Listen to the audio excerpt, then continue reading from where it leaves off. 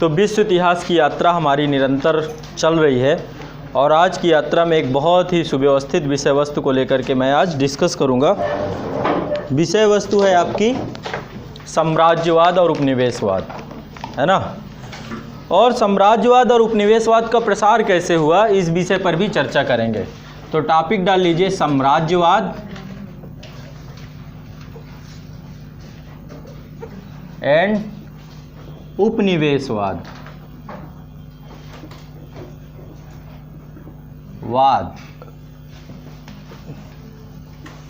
जहां पे वाद शब्द लगा हो, यह विचारधारा का द्योतक है, यानी कोई विचारधारा की बात हो रही है। एक ऐसी विचारधारा यूरोप में पनपी जिसका नाम साम्राज्यवाद और उपनिवेशवाद के रूप में जाना जाता है। क्या है साम्राज्यवाद, क्या है उपनिवेशवाद, कुछ बताइए चंद शब्द। हाँ। साम्राज्यवाद कहता है भौगोलिक विस्तार किया जाता है, ठीक है। और क्या कहता है? प्रत्यक्ष शासन की परिकल्पना है, ये शासन की परिकल्पना।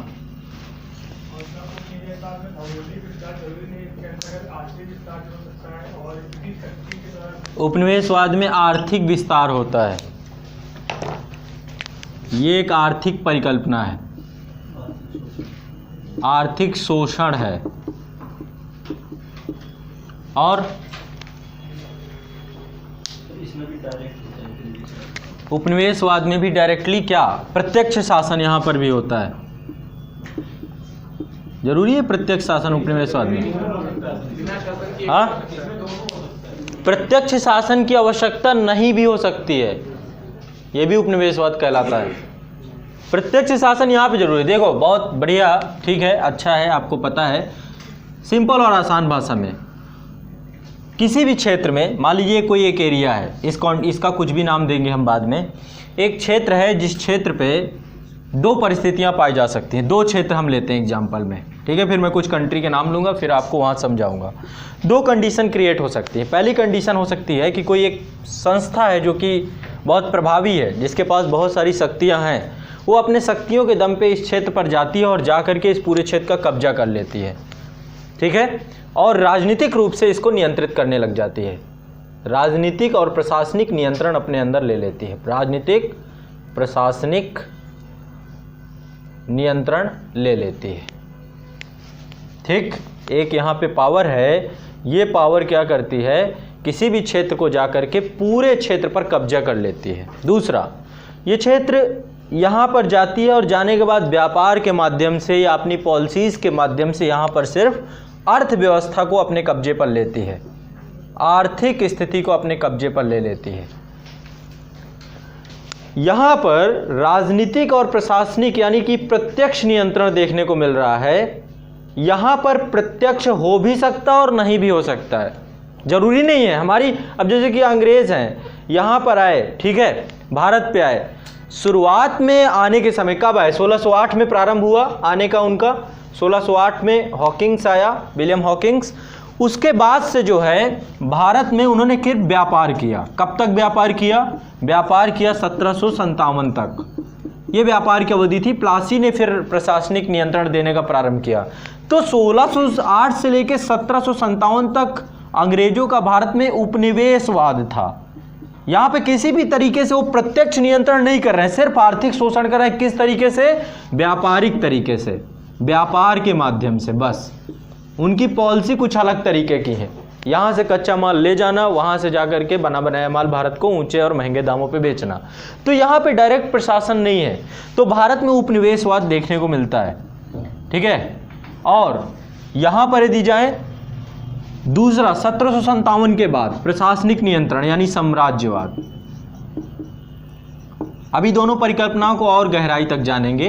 तो यूरोप में भी 15वीं और 16वीं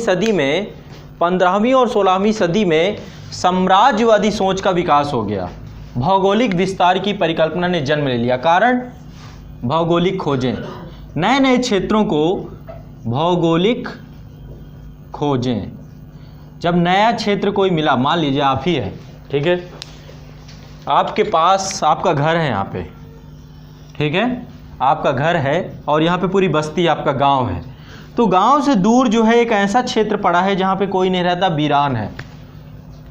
मान लो उस समय राज्य का कोई नियंत्रण ना हो, अराजकतावादी समाज हो, कोई किसी भी तरीके से, अभी क्या है अंतर्राष्ट्रीय कानून बने हुए हैं, पहले कोई अंतर्राष्ट्रीय कानून नहीं थे, अंतर्राष्ट्रीय संस्थाएं नहीं थे, तो अंतर्राष्ट्रीय कानून क्या होंगे। राष्ट्र राज्य की परिकल्पना का जन्म ही नहीं हुआ था। राष्ट्र राज्य की परिकल्पना 1648 जब, ठीक है अभी चर्चा करेंगे उसकी। तो मान लो यहाँ पे पास में कोई लैंड पड़ी हुई है, तो आपके गांव के बस्ती वाले डेली यहाँ पर जाते हैं और जाते जाते धीरे धीरे इस क्षेत्र पर जितना एरिया पाए उस पर कब्जा करना शुरू कर दिया। यानी कि नए क्षेत्र का जैसे उन्हें पता चला, उस नए क्षेत्र पर कब्जा यानी भूमि पर अधिकार करना प्रारंभ कर दिया। साम्राज्यवाद भी कुछ वैसी ही परिकल्पना का परिचायक है। भूमि पर अधिकार करना, भौगोलिक विस्तार करना, कारण बहुत सारे हो सकते हैं, सभी कारणों पर हम एक एक करके चर्चा करेंगे। तो यूरोप में ये प्रवृत्ति देखने को मिली। अब ये लगातार रही प्रवृत्ति और टूटती रही, ऐसा नहीं कि प्रवृत्ति लगातार एक जैसी रही। जैसे कि मैं एक ग्राफ बनाने का प्रयास करता हूँ, आप लोगों से भी मैं ये चाहता हूँ कि आप लोग भी इस ग्राफ को बनाएं। पहले एक लाइन में हेडिंग में वो लिखिए, आप लिखिए पहले हेडिंग लिखिए साम्राज्यवाद। सबसे पहले हेडिंग डालिए साम्राज्यवाद। साम्राज्यवाद लिखिए किसी भी क्षेत्र में विदेशी शक्ति का, किसी भी क्षेत्र में विदेशी शक्ति का, अर्थात एक देश का अन्य देशों पर, अर्थात एक देश का अन्य देशों पर, अर्थात एक देश का अन्य देशों पर राजनीतिक, आर्थिक और सैन्य दृष्टि से, राजनीतिक, आर्थिक और सैन्य दृष्टि से आधिपत्य, सैन्य दृष्टि से आधिपत्य, आधिपत्य जमाने की प्रवृत्ति को साम्राज्यवाद कहते हैं। आधिपत्य जमाने की प्रवृत्ति को साम्राज्यवाद कहते हैं।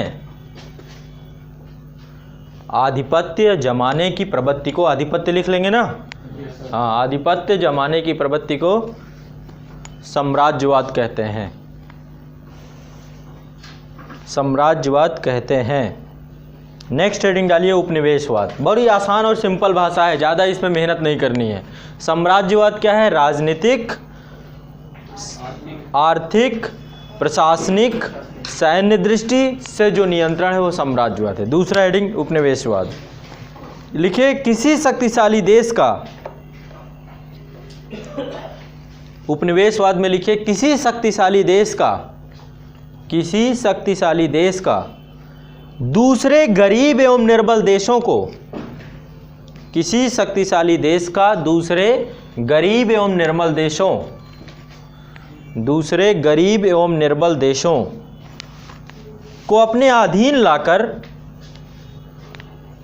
को अपने अधीन लाकर उनसे व्यापारिक लाभ उठाने की प्रवृत्ति को, किसी भी शक्तिशाली देश द्वारा दूसरे गरीब एवं निर्बल देशों को अपने अधीन लाकर उनसे व्यापारिक लाभ उठाने की प्रवृत्ति, उनसे व्यापारिक लाभ उठाने की प्रवृत्ति उपनिवेशवाद कहलाती है।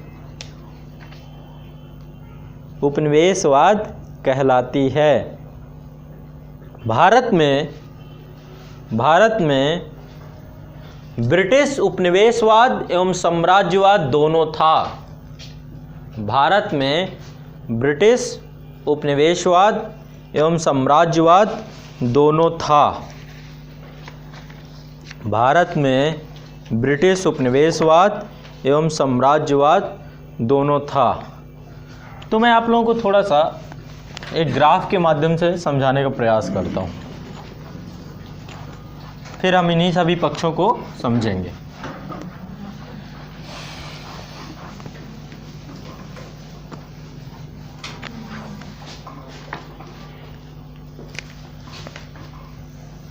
सोलहवीं सदी, यूरोप की बात हो रही है है ना, ये विचारधारा का जन्म यूरोप से ही हुआ। 16वीं सदी में साम्राज्यवाद का प्रारंभ हो चुका था, साम्राज्यवाद गति में था, ठीक है। लेकिन 1776 ये टाइम पीरियड है जिस अमेरिका की क्रांति हो गई और अमेरिका स्वतंत्र हो गया। इस समय जो साम्राज्यवाद था, इस समय के साम्राज्यवाद में यूरोप सक्रिय था, इस साम्राज्यवाद में यूरोप सक्रिय था। 16वीं सदी में साम्राज्यवाद इस स्थिति में था। लेकिन 1776 में अमेरिकी क्रांति है ना, ने साम्राज्यवाद के पतन को प्रारंभ कर दिया, साम्राज्यवाद का पतन होना प्रारंभ हो गया, ठीक है। लेकिन 1870 को यूरोप में दो महाशक्तियों का एकीकरण हुआ, जर्मनी और इटली, है ना। दो महाशक्तियाँ 1870 में उद्भव हुई। एक थी जर्मनी। अब देखो इसमें कौन कौन से देश थे, इसमें ब्रिटेन था, आपका पुर्तगाल था, स्पेन था, ठीक है। दरअसल क्या था, ये देश के निवासी जो थे, इन निवासियों ने भौगोलिक खोजें करना प्रारंभ किया। अमेरिका को खोजा, अमेरिका को अपने कब्जे में ले लिया। कनाडा को खोजा, कनाडा को अपने कब्जे में ले लिया। दक्षिणी अमेरिका, लैटिन अमेरिका के देशों को खोजा, उनको अपने कब्जे पर ले लिया, है ना। तो यहाँ पर अमेरिकी क्रांति का मतलब क्या है? अमेरिकी क्रांति का मतलब है अमेरिका के 13 उपनिवेश, अमेरिका में 13 उपनिवेश थे छोटे छोटे, उन सभी उपनिवेशों को इन्होंने अपने कब्जे में कर लिया। यूरोप का, वहाँ पर ब्रिटेन का कब्जा था, ठीक है। लेकिन क्या हुआ, 1870 में कुछ महाशक्तियों का उदय हुआ और इन महाशक्तियों के उदय के साथ साथ एक और क्रांति हुई जिसका नाम था औद्योगिक क्रांति। और उस औद्योगिक क्रांति ने फिर से साम्राज्यवाद की उत्पत्ति को जन्म दे दिया। साम्राज्यवाद फिर से अपने प्रारंभ में चरम बिंदु पर पहुंचना प्रारंभ कर दिया, ठीक है। और जो नेक्स्ट समय अवधि है वह है 1914 से 1919 की अवधि, प्रथम विश्व युद्ध की अवधि। यहाँ पर साम्राज्यवाद फिर, और उस साम्राज्यवादी शक्तियों के कारण ही प्रथम विश्व युद्ध की घटना घट गई, ठीक है। 1914 औद्योगिक क्रांति। अब यहाँ पे कुछ और नए खिलाड़ी जुड़ गए। पहला देखो, यहाँ पे जो साम्राज्यवाद है, यहाँ पे कुछ नए खिलाड़ी जुड़ गए। 16वीं और 17वीं सदी पे पहले ये कंट्री थे, यूरोप के कंट्री थे जो साम्राज्यवादी शक्तियों के रूप में संलिप्त थे, दूसरे क्षेत्रों पे जाते थे, वहाँ पे राजनीतिक और आर्थिक नियंत्रण स्थापित करते थे। लेकिन 1776 के बाद इनका पतन हुआ। लेकिन 1870 में औद्योगिक क्रांति के परिणाम स्वरूप नए बाजार की खोज में वाणिज्यवादी विचारधारा से प्रेरित होकर यूरोप के देश फिर से साम्राज्यवादी क्रांति पे प्रारंभ हो गए। अब इसमें कौन कौन थे? इसमें इटली भी शामिल हो गया, नया नया बना था। जर्मनी भी शामिल हो गया, और एक महापुरुष देश पहले खुद गुलाम था, अब खुद आ गया इस रेस में, खुद पावरफुल बन गया, तो इस रेस में खुद सम्मिलित हो गया। यूएसए भी सम्मिलित हो गया, और यूरोप के कंट्रीज तो थी ही। यूरोप में आपकी ब्रिटेन, पुर्तगाल, स्पेन, ये तो थे ही। कुछ नए खिलाड़ी भी आ गए, बोले अब और हम भी आएंगे, हम भी खाएंगे। एक और खिलाड़ी, एशिया का एक खिलाड़ी था जिसका नाम था जापान, वो भी आ गया सामने, बोला नहीं मैं भी हूँ। इसके बाद क्या हुआ, प्रथम विश्व युद्ध में एक संस्था, यहाँ पे रूस भी है, रूस में एक क्रांति हो जाती है, बोल्शेविक क्रांति, है ना।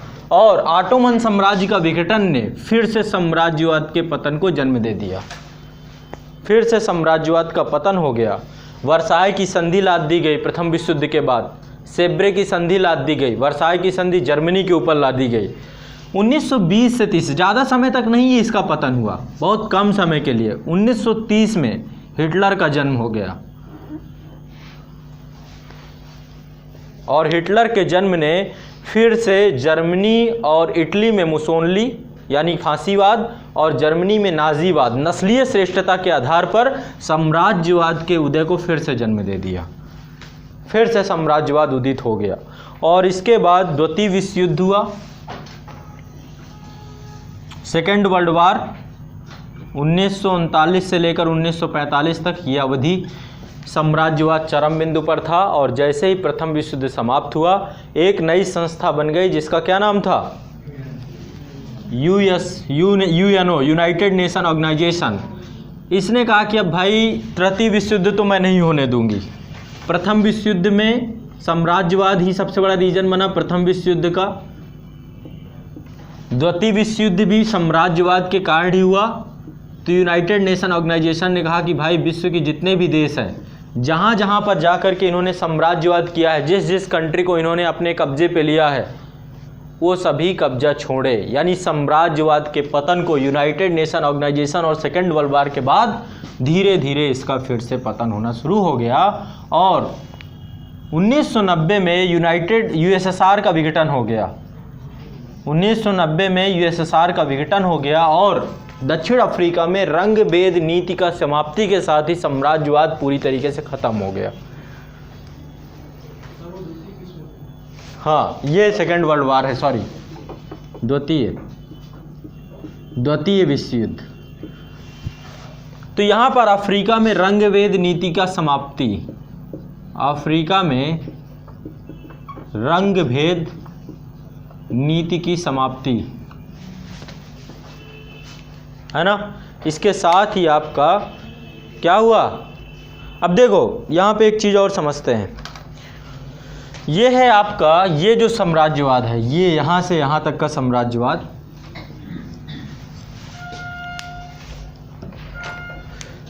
एक साम्राज्यवाद का ये ईरा है, एक साम्राज्यवाद का एक ये ईरा है और एक साम्राज्यवाद का ये ईरा है।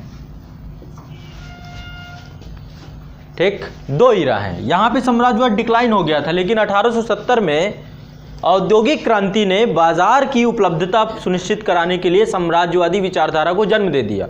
अब मैं ही हूँ, माल का उत्पादक हो जाऊँ, मेरे घर पे कोई सामग्री बनने लगे तो मैं तो बाजार ढूंढने लगूंगा ना, है ना, क्योंकि मुझे अपना माल को खपाना है।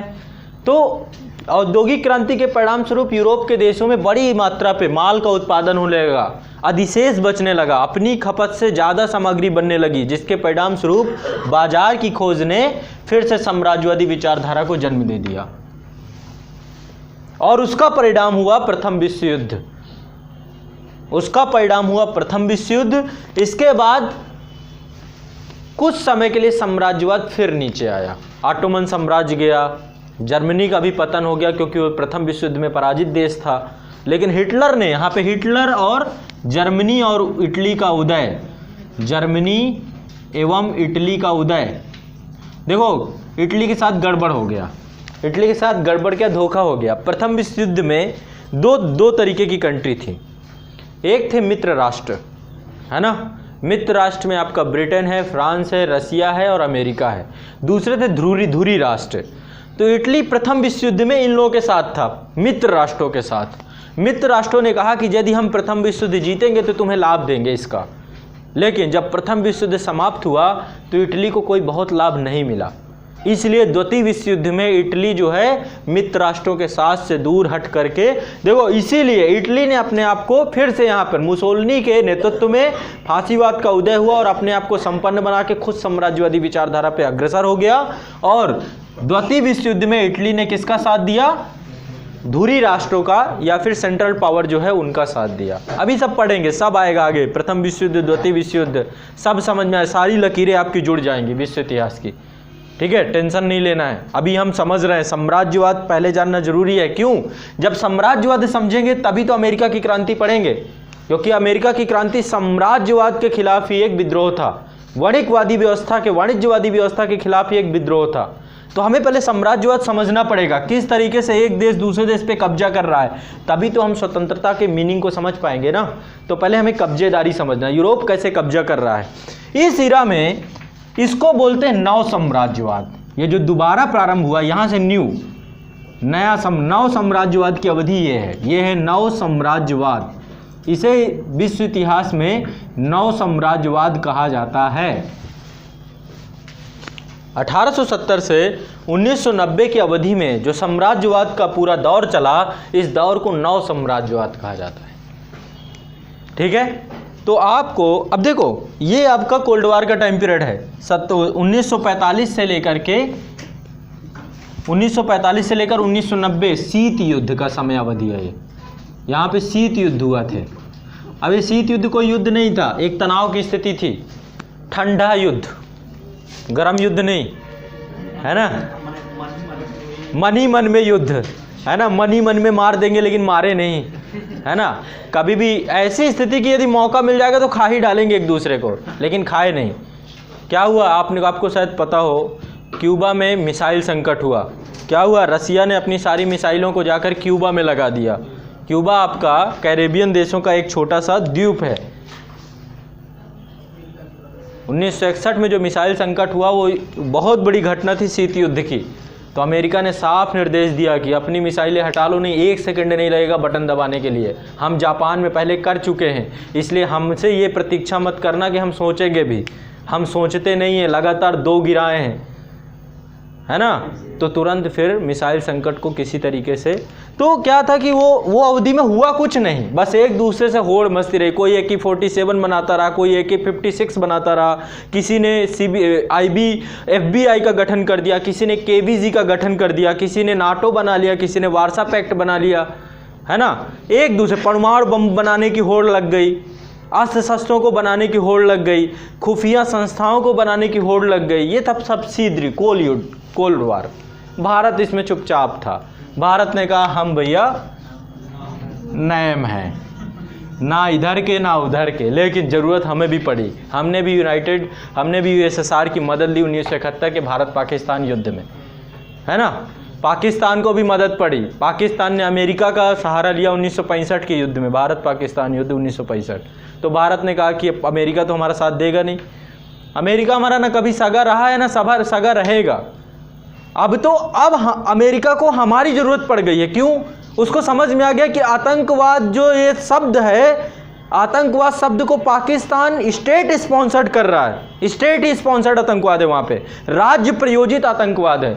इसलिए अमेरिका को एक चीज़ सीधी सीधी समझ में आ गई कि भारत इससे पीड़ित है और भारत ही इस पर मदद कर सकता है। इसलिए आज वो भारत के कंबल के नीचे आके बैठ गया है कि मुझे भी ठंड लग रही है और तुम्हें भी ठंड लग रही है, तो दोनों एक साथ रहेंगे तो गर्मी कम लगेगी, है ना, ठंडी कम लगेगी। तो कुछ इस तरीके से अमेरिका आके बैठ गया। जैसे ही ठंडी खत्म वैसे ही अमेरिका फिर निकल लेगा। अमेरिका का कोई भरोसा नहीं, उसकी पॉलिसी ऐसे रही है। अब तो उसे भारत, क्यों, विश्व की सबसे बड़ी डेमोक्रेसी इंडिया और विश्व की सबसे मैच्योर डेमोक्रेसी अमेरिका, सबसे पुरानी डेमोक्रेसी, तो विश्व में लोकतांत्रिक विचारधारा, पूंजीवादी। अमेरिका क्यों हमसे खफा था? इसलिए खफा था क्योंकि भारतीय अर्थव्यवस्था समाजवादी विचारधाराओं से प्रेरित हो गई। चूंकि कोल्ड वॉर था ही ऐसा, या तो आप पूंजीवादी बन जाओ या तो समाजवादी बन जाओ, है ना, 2 विचार। भारत समाजवाद को चुन लिया, जिसके कारण से लेकिन हम बहुत होशियार थे। हमने प्रस्तावना अपने संविधान में समाजवाद शब्द ही नहीं लिखा। हमारी पूरी इकोनॉमिक्स जो थी वो समाजवादी व्यवस्था पे चल रही थी, नेहरूवादी व्यवस्था पे चल रही थी, लेकिन कहीं पर भी कानूनी दस्तावेजों में समाजवाद शब्द नहीं लिखा। क्यों? हमें सबको बराबर लेके चलना था। डिप्लोमेसी इसे कहते हैं, है ना। क्योंकि यदि हम उस समय इस चीज़ को घोषित कर देते तो यह भी हो सकता था कि अमेरिका पूरी तरीके से हमारा विरोधी बन चुका होता है। सिर्फ अमेरिका नहीं था, ब्रिटेन, फ्रांस, ये सब जितनी बड़ी बड़ी शक्तियाँ थी जो अमेरिका के इर्द गिर्द घूम रही थी, नाटो पूरा तरीके से। और नाटो का बनने का मतलब यही था कि एक देश पे खतरा मतलब सभी देशों पे खतरा, है ना। चलो अब कुछ चीज़ें छापते हैं। इसका एक कारण ये भी है, आज के टाइम का भारत के पास जो अमेरिका आ रहा है उसका कहीं ना कहीं कारण एक चीन भी है। हिंद महासागर और हिंद प्रशांत महासागर दोनों पे, क्योंकि चाइना क्या कर रहा है अपना पूरा माल इन्हीं से भेजता है, समुद्री पूरा का पूरा। तो अब क्या है कि इन समुद्रों को खुला रखने के लिए भारत और अमेरिका एक साथ आ रहे हैं। हर एक जगह, चाहे वो जय बना रहे हो, चाहे वो आपका क्वाड बना रहे हो, सीधे बना रहे हैं। हाँ, वो अमेरिका आ रहा है, भारत नहीं जा रहा। जापान को साथ में लेके आ रहा है, समझ रहे हैं। मेरे कहने का तात्पर्य है कि अमेरिका हमारा सागा नहीं है, बस मैं साफ साफ ये कहना चाहता हूँ। 1947 के बाद जो भी पॉलिसीज़ रहीं, अमेरिका प्रो इंडियंस नहीं रही। आज उनकी हैं वो क्योंकि उनकी ज़रूरत है, बस मौका परस्ती से बोलते हैं। ज़रूरत है तो है, कल ज़रूरत ख़त्म हो जाएगी तो हो सकता है कि हमें छोड़ दें, ठीक है। उस पर हम चर्चा बाद में करेंगे। चलो कुछ चीज़ छापते हैं, इसके बाद फिर आगे, है ना। लिखो उपनिवेशवाद। ये बात समझ में आई कुछ? कैसे साम्राज्यवाद बढ़ा, बढ़ते बढ़ते कहाँ पे गिरा फिर उठा, कहाँ पे गिरा फिर उठा। अब ये चीज़ मैं छपवाऊँगा तो और ज़्यादा समझ में आ जाएगी, है ना, कोई दिक्कत नहीं आएगी। लिखो, उपनिवेशवाद का बल इस बात पर होता है। देखो आप खुद बताओ, यदि आपको मेरा शोषण करना हो, मान लीजिए मुझसे काम निकलवाना हो, तो आप यही कहोगे कि सर हम आपके लिए बहुत ज़रूरी हैं, यदि हम नहीं रहे तो आपका कोई मतलब नहीं है ना। यही होता है कि जब हमें किसी का शोषण करना होता है तो हम उसे महसूस कराते हैं कि हम बहुत ज़रूरी हैं आपके लिए। जैसे कि यूरोप ने एक तर्क दिया, यूरोप के चिंतकों ने एक, आपने शायद रुडियार्ड किपलिंग की पोट्री वगैरह पढ़ी होंगी। रुडियार्ड किपलिंग का नाम सुना है? रुडियार्ड किपलिंग ने एक विचारधारा दी। क्या विचारधारा दी? श्वेत व्यक्ति का भार, वाइट मैन बर्डन, श्वेत व्यक्ति का भार। ये कौन है श्वेत व्यक्ति? इन्होंने क्या कहा? इन्होंने कहा कि पूरी दुनिया असभ्य है, बर्बर है, हम सभ्य हैं, हम श्वेत हैं, हम श्रेष्ठ हैं, इसलिए हमारे ऊपर दायित्व आ पड़ा है कि हम पूरी दुनिया को सभ्य बनाएं। और हम आपके पास किसी भी तरीके से शोषण करने नहीं आए हैं, हम तो आपको सभ्य बनाने आए हैं। आपको लग रहा है कि अब हम गुलाम बना रहे हैं, गुलाम नहीं बना रहे। भारत के पास आए तो भारत में क्या बोला? उपनिवेशवादी इतिहासकारों को आप पढ़ो तो वो क्या लिख के गए? अरे हम पहली बार थोड़ो ना आए हैं, 1500 AD पे आए थे वैदिक सभ्यता में। आर्य कहाँ से थे? हम ही तो थे। तो आप कोई अलग थोड़ो ना हो, आप तो हम ही हो। आपको पता नहीं, ये बताने आए हैं, आप तो हमारे भाई हो, बस हम आपसे मिलने आए हैं कुछ दिनों के लिए। तो ये श्वेत व्यक्ति का भार, ऐसे तर्क देने शुरू कर दिए उपनिवेशों ने। बोले कि हमारा कर्तव्य, हमारा दायित्व है इस क्षेत्र को विकसित करना, डेवलप, जैसे चाइना आज कर रहा है। चाइना क्या रहा? अफ्रीका में जा रहा है, वहाँ पर बड़े बड़े, है ना, और क्या कर रहा है? वहाँ के लोगों को कोई किसी भी तरीके का रोजगार नहीं दे रहा, अपनी खुद की बस्तियाँ बसा रहा है, चाइना टाउन्स बचा रहा है, पूरी अपनी आबादी को रोजगार पे लगा रहा है, हर जगह पे डेवलपमेंट करके। ये वही बात हुई, है ना। घर में यदि कोई IAS अधिकारी हो जाए तो पूरे घर को IAS बना देता है। धीरे धीरे किसी को बोला कि तुम मेरे अर्दली बन जाओ, किसी को बोला तुम ये क्लर्क बन जाओ, किसी को ये पोस्ट दे दिया, किसी को पता चला पूरा कलेक्ट्रेट उसी के परिवार से भरा हुआ है। हमारे क्षेत्र में एक बहुत बड़े महापुरुष का जन्म हुआ जिनका नाम था बाबूलाल कुशवाहा, नाम सुना हो किसी ने? है ना, मंत्री थे, और मंत्री होने के नाते उन्होंने बहुत बढ़िया काम किया। जितने लोग कुशवाहा थे उनको बोला सब एक लाइन से खड़े हो जाओ। बोला कितनी ज़मीन है? बोले 10 बीघा, 15 बीघा, 50 बीघा, और सारी ज़मीन, बस केवल ज़मीन लिखो, 2 घर में 2 सदस्यों को गवर्नमेंट जॉब। तो कुछ ऐसे ही चाइना कर रहा है, अपने घर के लोगों को जगह किसी की, ज़मीन किसी की, उत्पादन कहीं पर, उस क्षेत्र के बाजार को यूज करना, लेकिन रोजगार किसको? अपने लोगों को। जनसंख्या ज़्यादा है अपनी। भारत की पॉलिसी नहीं है। भारत जहाँ पर भी प्रोजेक्ट लगाता है वहीं के लोगों को अपॉइंट करता है, बहुत रेयर ले जाता है, यहाँ से सिर्फ ह्यूमन रिसोर्स लेके जाता है, ताकि वहाँ के लोगों को स्किल्ड करके हम उन्हीं को ही योग्य बना दें, वो अपने क्षेत्र पे रोजगार पा जाए। ये हमारी पॉलिसी अफ्रीका में, कहीं पर भी हम जाते हैं, तभी आज हम बेरोजगार बैठे हैं। इसका रीज़न ये भी है, हमारा देश ही अपना नहीं है। चलो छापते हैं। देखिए, उपनिवेशवाद का बल इस बात पर, उपनिवेशवाद का बल इस बात पर होता है, उपनिवेशवाद का बल इस बात पर होता है कि उपनिवेशों के हित, महानगरीय राज्यों के अधीन है, महानगरीय राज्यों के अधीन है, महानगरीय राज्यों के अधीन है, महानगरीय राज्यों के अधीन है। उपनिवेशवाद का प्रारंभिक स्वरूप, उपनिवेशवाद का प्रारंभिक स्वरूप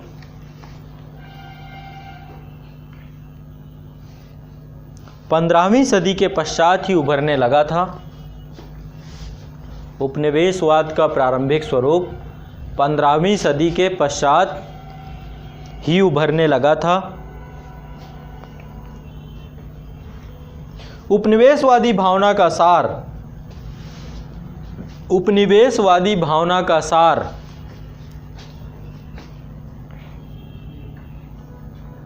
निश्चित रूप से उपनिवेशवादी भावना का सार निश्चित रूप से विश्व की खोज से जुड़ा हुआ था। विश्व की खोज से जुड़ा हुआ था।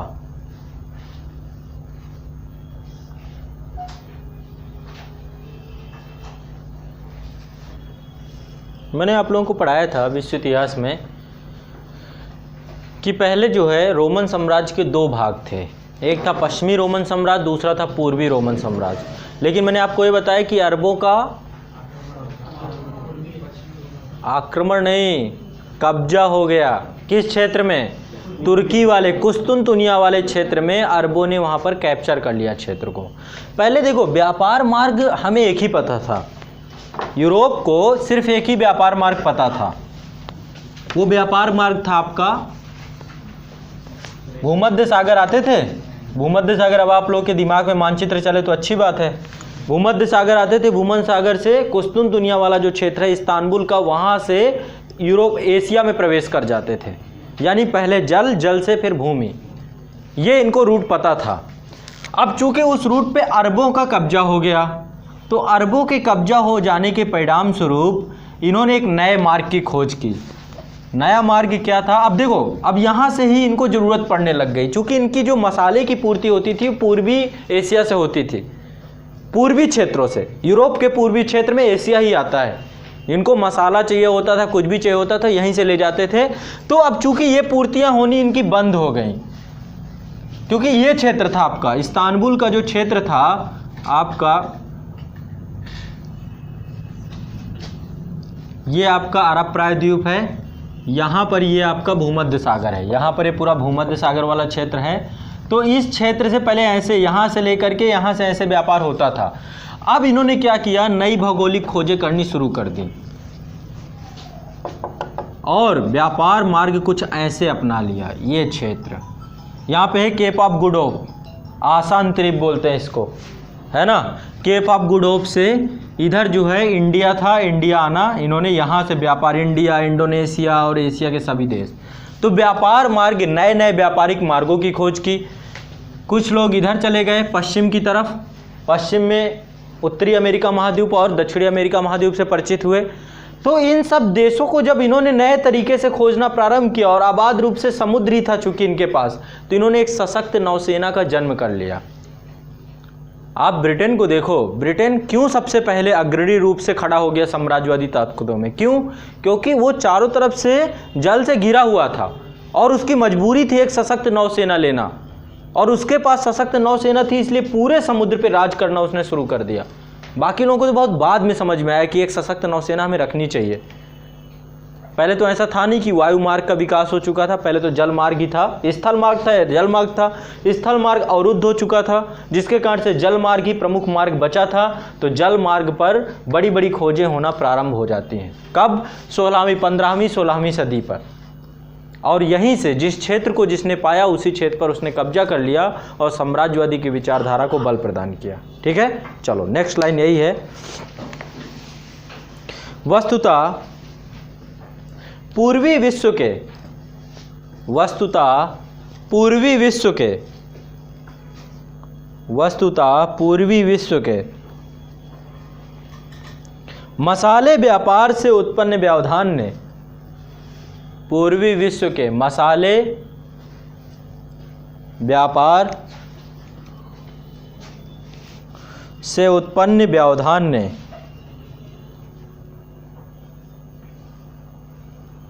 यूरोपीय देशों को नए विश्व की खोज की ओर अग्रसर किया।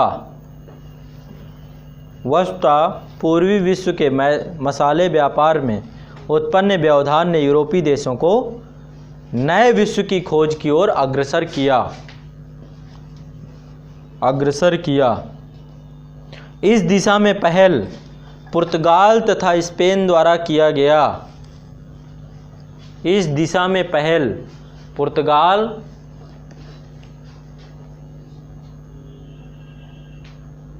तथा स्पेन द्वारा किया गया।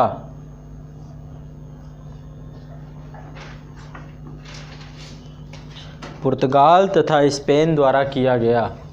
कोलंबस कहाँ से था? स्पेन का था।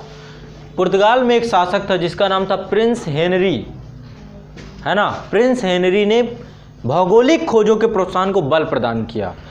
क्या करने लगा? प्रिंस हेनरी ने फंड मुहैया कराना शुरू किया, संसाधन मुहैया कराने शुरू किए और कहा कि जो साहसिक लोग हैं वो सामने आए और विश्व की खोज करें। अभी हम सब सिर्फ एक छोटे से हिस्से में रह रहे हैं, विश्व बहुत बड़ा है। देखो, यूरोप के जस्ट बगल में अफ्रीका था, लेकिन अफ्रीका से भी अपरिचित थे लोग।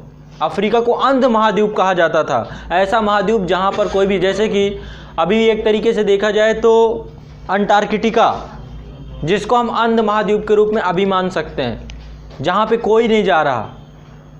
मान लो भविष्य में कभी ऐसा हो जाए कि वहाँ पे बहुमूल्य धातुओं के, पेट्रोलियम संसाधनों के बड़े बड़े, है ना, भंडार मिलना शुरू हो जाए, तो सभी देशों की आज ज़रूरत है, सबको चाहिए पेट्रोलियम, सबको चाहिए बहुमूल्य धातुएं, तो क्या हो जाएगा? होड़ मच जाएगी। अफ्रीका में जब पता चलने लगा कि यहाँ तो हीरा की खाने हैं, यहाँ तो सोने की खाने हैं, सब लोगों ने बाकायदा मीटिंग की और मीटिंग में यह तय किया गया कि यूरोप के 7 देशों ने बैठ के मीटिंग की इसी साम्राज्यवादी अवधि में, और मीटिंग करने के बाद बोला अफ्रीका को मिल के बांटेंगे, कोई अकेले नहीं खाएगा, लड़ाई नहीं करेंगे। देखो इस तरह, और अफ्रीका के किसी भी कैंडिडेट को नहीं बुलाया इन्होंने, सब आपस में बैठ करके चर्चा पर चर्चा कि मरेंगे तो क्या फ़ायदा, थोड़ा थोड़ा ले लेते हैं, इतना ये ले लो, इतना ये लो। अभी चर्चा में अफ्रीकी उपनिवेशवाद पढ़ाऊंगा आप लोगों को, तो आपको बहुत पता चलेगा कि अफ्रीका में कैसे बंदर बाट हुआ। एक मीटिंग की गई बाकायदा बंदर बाट करने के लिए, है ना। लिखिए नेक्स्ट। पुर्तगाल के एक शासक प्रिंस हेनरी, पुर्तगाल के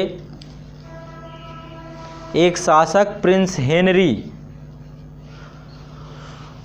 जो लोकप्रिय रूप से हेनरी द नेविगेटर, इनका नाम है हेनरी द नेविगेटर, जो लोकप्रिय रूप से हेनरी द नेविगेटर नाम से जाने गए। पुर्तगाल के एक शासक प्रिंस हेनरी जो लोकप्रिय रूप से हेनरी द नेविगेटर नाम से जाने गए ने भौगोलिक खोज तथा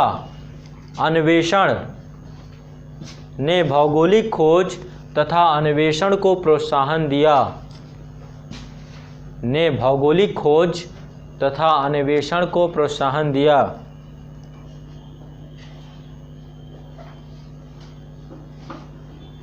इन्हीं प्रयासों का नतीजा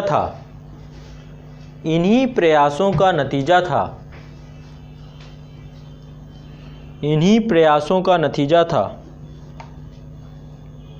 कि जल्द ही बार्थोलोम्यो डियाज, कौन है? बार्थोलोम्यो डियाज कौन है ये आदमी?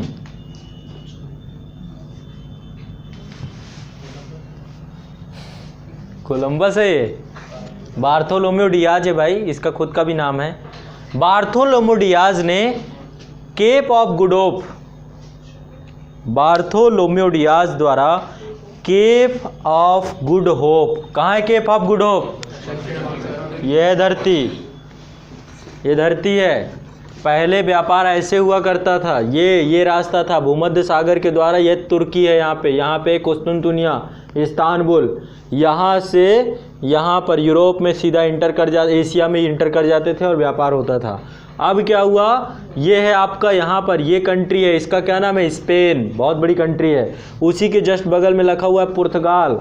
पुर्तगाल के निवासियों के द्वारा एक नया रास्ता खोजा गया और ये रास्ते में आकर यहाँ पर एक जगह, इसका नाम है केप ऑफ गुड होप, जिसको बोलते हैं आशा अंतरीप। ठीक है, यहाँ से एक नए व्यापारिक मार्ग का उदय हुआ और इसने एशिया को जोड़ दिया। ठीक है, ये पता चल गया कि इस क्षेत्र से हम जाएंगे तो यहाँ, इसीलिए इसको बोला गया आशा अंतरीप, एक नई आशा की किरण, है ना, इस अंतरीप ने दी। यहाँ से उन्हें एक नया विश्व दिखाई देना शुरू कर दिया। नया मार्ग दिखाई देना शुरू कर दिया, जिस मार्ग से वो पहले भी जुड़े थे। पहले जुड़े थे लेकिन माध्यम अलग था, दूसरा मार्ग था, अब मार्ग दूसरा मिल गया। तो एक चीज़ समझो, वास्को डिगामा ने भारत की खोज नहीं की, वास्को डिगामा ने भारत आने के एक नए मार्ग की खोज की, है ना। ये बहुत गलत हमारी ऐतिहासिक किताबों में लिखा होता है, जब मैं पढ़ता हूँ तो मुझे भी बहुत दुख होता है कि भारत कोई चीज़ है कि किसी ने खोज ली, है ना। भारत पहले भी था, सिंधु घाटी सभ्यता के टाइम पे हमारे ग्रीक, यूनानी इन सभ्यताओं से व्यापार होते रहे हैं, मेसोपोटामिया सभ्यता से व्यापार होते रहे हैं। तो वास्को डिगामा ने कुछ नहीं किया, सिर्फ एक नए मार्ग, नवीनतम मार्ग के द्वारा भारत आ गया, बस इतना कर लिया उसने, नया रास्ता चुन लिया। तो भारत की खोज वास्को डिगामा ने नहीं की, है ना। चलो, हेनरी द नेविगेटर द्वारा बार्थोलोम्यू डियाज द्वारा केप ऑफ गुड होप का पता लगाया तथा वास्को डिगामा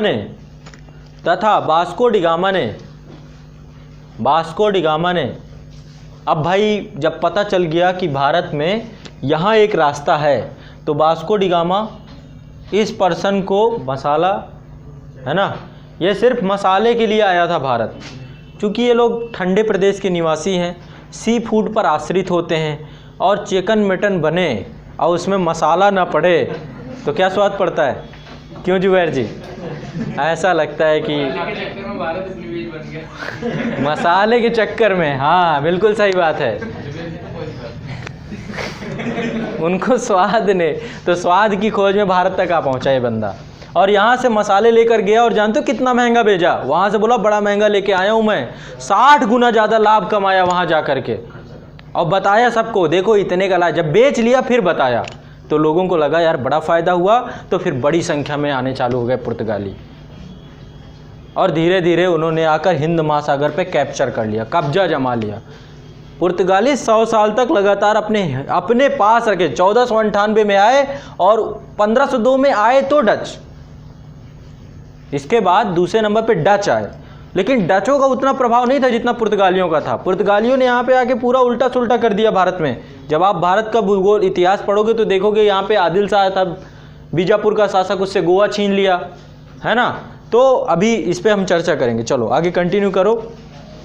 वास्को डिगामा ने भारत की खोज कर ली। स्पेनी नाविक कोलंबस ने अमेरिका की खोज की। स्पेनी नाविक कोलंबस ने अमेरिका की खोज की तथा कारतेज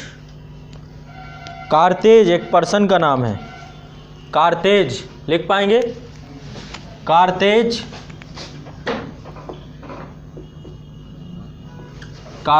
एवं पिजारो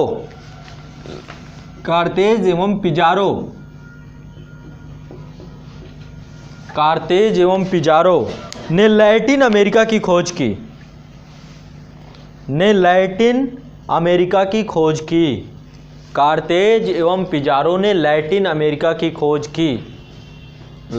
अमेरिका की खोज की।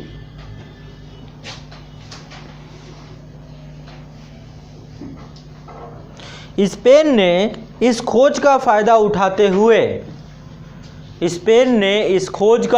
उठाते हुए लैटिन अमेरिका को अपना उपनिवेश बना लिया।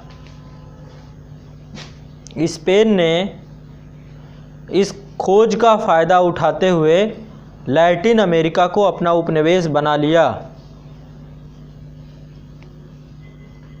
है ना।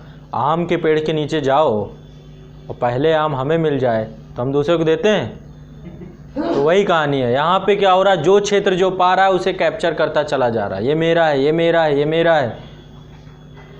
और वहाँ के जो मूल निवासी हैं उनको लग रहा है ये कौन आ गए। चूँकि इनके पास आधुनिकता थी, विज्ञान था, विज्ञान ने इनको बहुत सारे अस्त्र शस्त्र संसाधन उपलब्ध करा दिए। अभी भी वहाँ के लोग आदिम जनजीवन ही जी रहे थे, सभ्यता के विकास से दूर थे। और चूँकि ये श्वेत व्यक्ति थे, इनके ऊपर भार था, भगवान ने इनको भार दे के भेजा था कि जाना है पूरे दुनिया को सभ्य बनाने, तो पहुँच गए। बोले क्या कर रहे हो, कोई कपड़े नहीं पहने हो, लो ये कपड़े लेकर आए हैं आपके लिए, और ये बाहर, समझ रहे हैं। तो इस तरीके से कहानी पूरी शुरू होती है साम्राज्यवाद की, पूरे विश्व में, भारत में भी आए, भारत में भी बोल के गए कि अरे भारत में तो क्या चल रहा था, अपने ही बोले अंधकार युग है यहाँ पे जो आपका पूरा ये मुगल काल का टाइम पे पूरा अंधकार काल था, हम आ गए हैं यहाँ पे फिर से रिनेंसा करने, पुनर्जागरण करने, हम आपको सभ्य बनाएंगे, हम आपको अंग्रेजी माध्यम में पढ़ाएंगे। मीडियम चेंज कर दिया, हमारे साहित्य को दुर्दिन बता दिया, बोले इससे गंदा साहित्य तो कोई हो ही नहीं सकता। यूरोप के एक लाइब्रेरी में एक रैक में रखी हुई किताबें संपूर्ण भारत की किताबों से बहुत ही अच्छी हैं, ये शब्द बोल दिया मैकाले ने। तो हमारे साहित्य को उन्होंने ऐसे झुठला दिया कि क्या किया आप लोगों ने अभी तक, समझ रहे हैं। तो जब ये कंडीशंस सारी क्रिएट हुई और आज भी हम वही समझ रहे हैं, क्यों जुबैर जी, आज भी वही चल रहा है। हमें अपनी भाषा अपनी पद्धति का आज भी कोई भी, क्यों, क्योंकि वही है। अभी जो हमारे ऊपर बैठी हुई लॉबी है, आज यूपीएससी के बच्चों को हिंदी माध्यम के लिए लड़ाई लड़नी पड़ रही है, क्यों, क्योंकि ऊपर बैठा हुआ जो वर्ग, जो अंग्रेज बना के गए थे, वो वर्ग अभी भी वही है, जो सोच और दिमाग से इंग्लिश माध्यम है। उन्हें अपनी भाषा अपनी संस्कृति उसकी तवज्जो नहीं है, वो बना के गए। अब उसको लगभग 100 साल 200 साल 300 साल लग जाएंगे। आज भी अपने बच्चे को हम इंग्लिश मीडियम में पढ़ाना ज़्यादा पसंद करते हैं, क्यों, वो भाषा वो अंग्रेजों ने दे गए, संस्कृति का हिस्सा बन गया, तो वो संस्कृति अभी भी चल रही है, जिंदा है। संस्कृति खत्म होने में टाइम लगता है, 200 साल में उन्होंने पैदा की, 200-300 साल हमें ख़त्म करने में लग जाएगा। जब तक हम ख़त्म करेंगे तब तक कोई फिर आ जाएगा, कोई गारंटी है? भारत में तो यही हुआ है, लगातार कोई ना कोई आता रहा है, फिर कोई आ जाएगा, फिर हम तैयार बैठे हैं। आओ, स्वागत है आपका, पधारो मारो देश, है ना। हाँ, कहीं पता चला चिंकी लोग आ गए, चाइना के लोग आ गए, और फिर वो क्या कर देंगे, आप उनकी संस्कृति में रंग बस गए। एक अभी मैं पढ़ाऊंगा सांस्कृतिक साम्राज्यवाद। सांस्कृतिक साम्राज्यवाद अब धीरे धीरे चाइना ने हमारे ऊपर डाल दिया है। क्या, पूरा भोजन चाइनीज़ फूड इंटर कर चुके हैं हमारे रेस्टोरेंट में, हमारे अपने घर के किचन में इंटर कर चुके हैं। इलेक्ट्रॉनिक्स हो गया, हर चीज़ घर को, उनका हर एक पद्धति, एक एक उपकरण हम चाइना का प्रयोग कर रहे हैं। तो संस्कृति के रूप से वो हमारे ऊपर हावी होते चले जा रहे हैं। विचारधारात्मक रूप से धीरे धीरे साम्यवाद, जो चाइना का साम्यवाद है, माओवाद है, भारत की संस्कृति में फैलता चला जा रहा है। सांस्कृतिक रूप से वो विजय पा रहे हैं। और जैसे ही संस्कृति, क्या हुआ था, जर्मनी में नस्लीय श्रेष्ठता, 2 लाख 2.5 लाख यहूदियों को ऐसे ही मार दिया गया गैस चैम्बर्स में। वो क्या था, सिर्फ और सिर्फ एक सांस्कृतिक और नस्लीय श्रेष्ठता का ही तो स्वरूप देखने को मिलता है कि हमारी नस्ल अच्छी है, हमारी ब्रीड अच्छी है, ये ब्रीड अच्छी नहीं है, इनको स्कूल से बहिष्कार करो, इनको ख़त्म कर दो, दास बना के रख दिया। तो एक सांस्कृतिक साम्राज्यवाद भी होता है जो आज देखने को मिल रहा है।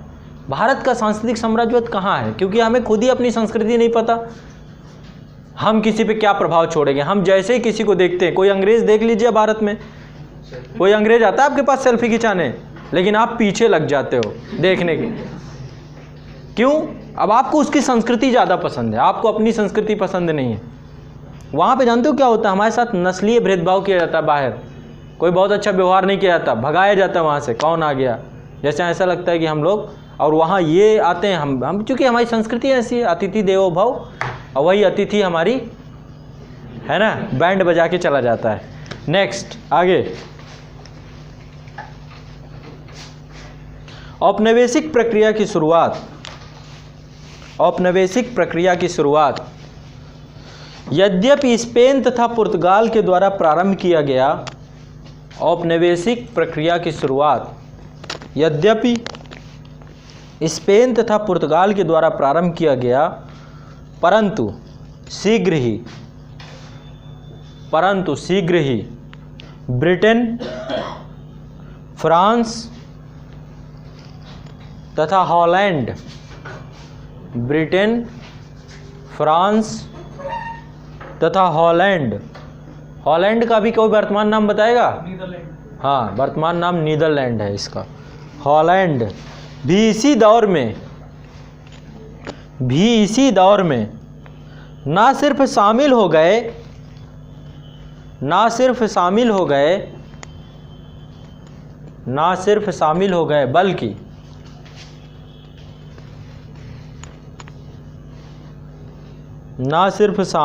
बल्कि स्पेन की तुलना में बढ़त भी बना ली,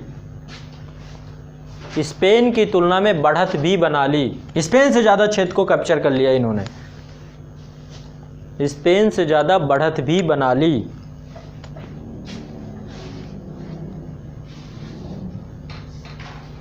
ब्रिटेन तथा फ्रांस ने औपनिवेशिक प्रक्रिया को तीव्र बनाने के लिए,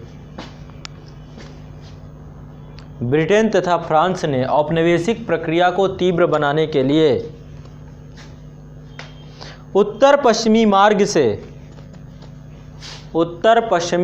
से पूर्वी विश्व का पता लगाना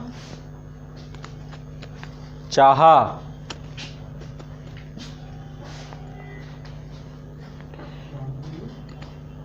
ब्रिटेन तथा फ्रांस ने औपनिवेशिक प्रक्रिया को तीव्र बनाने के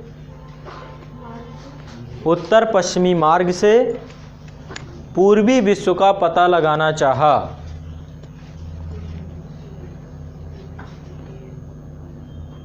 इन्हीं प्रयासों का नतीजा था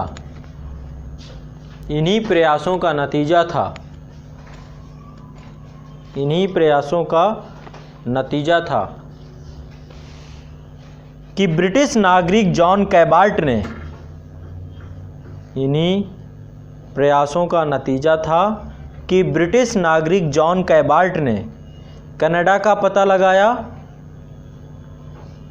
ब्रिटिश नागरिक जॉन कैबाल्ट ने कनाडा का पता लगाया तथा फ्रांसीसी नाविक कल्टियर ने,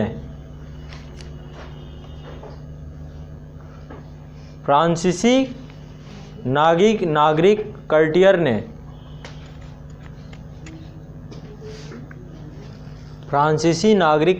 ने कैरेबियाई देशों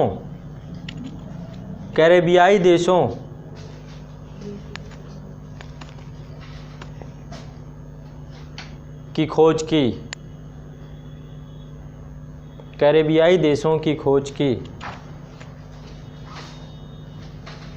1577 एडी में 1577 एडी में ब्रिटिश नागरिक विलियम ड्रेक ने समूचे विश्व का परिभ्रमण कर डाला।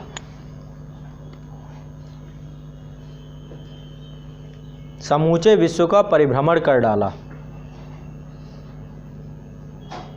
समूचे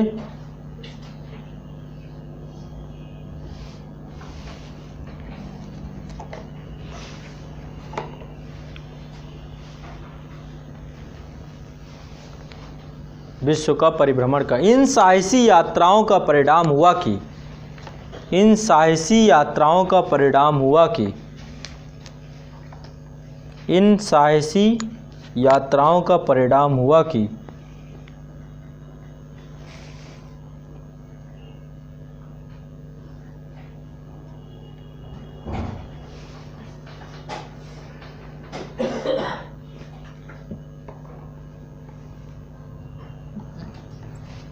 ऑस्ट्रेलिया तथा अफ्रीका के मुख्य क्षेत्रों को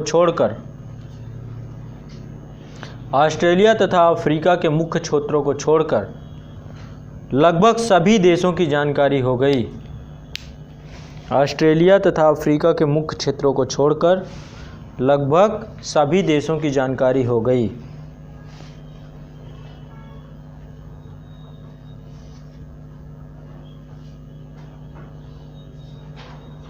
भौगोलिक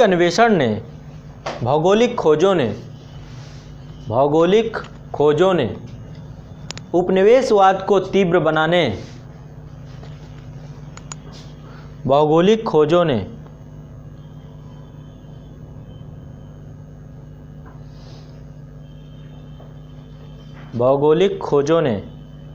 उपनिवेशवाद को तीव्र बनाने का कार्य किया।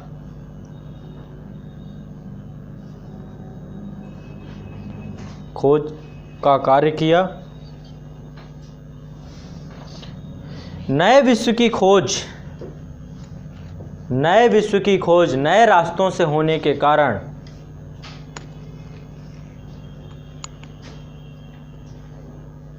नए विश्व की खोज नए रास्तों से होने के कारण पूर्वी विश्व से मसाला व्यापार में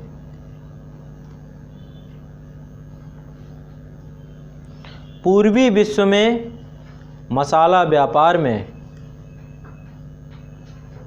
इटालियन नाविकों का एकाधिकार टूट गया। इटालियन नाविकों का एकाधिकार टूट गया।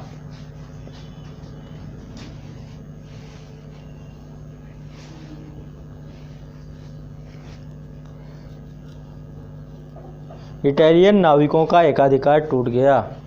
ध्यान रहे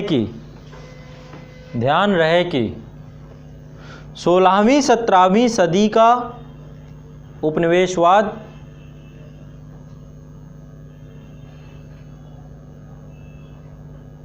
ध्यान रहे कि 16वीं 17वीं सदी का उपनिवेशवाद, जो मैंने प्रथम चरण का उपनिवेशवाद लिखा, प्रथम साम्राज्यवाद, एक है नव साम्राज्यवाद, वो उससे पहले की बात हो रही है। उपनिवेशवाद वाणिज्यवाद से अभी वाणिज्यवाद क्या है इसे मैं समझाऊंगा। वाणिज्यवाद से आवश्यक रूप से संबद्ध था। आवश्यक रूप से संबद्ध था।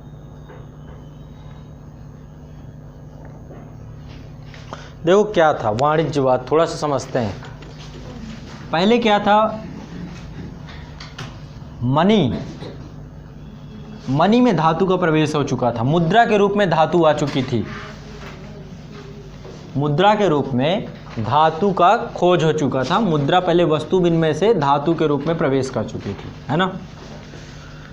तो यूरोप में जो देश थे, यूरोप के देशों के बीच में एक प्रतिस्पर्धा का जन्म हुआ। इसे वाणिज्यवाद बोलते हैं। ये भी एक तरीके का सिद्धांत, एक कॉन्सेप्ट है। कोई बताएगा वाणिज्यवाद क्या है? किसी को पता है वाणिज्यवाद के बारे में? हाँ, नहीं। ये एक आर्थिक सिद्धांत है। वाणिज्यवाद एक आर्थिक सिद्धांत है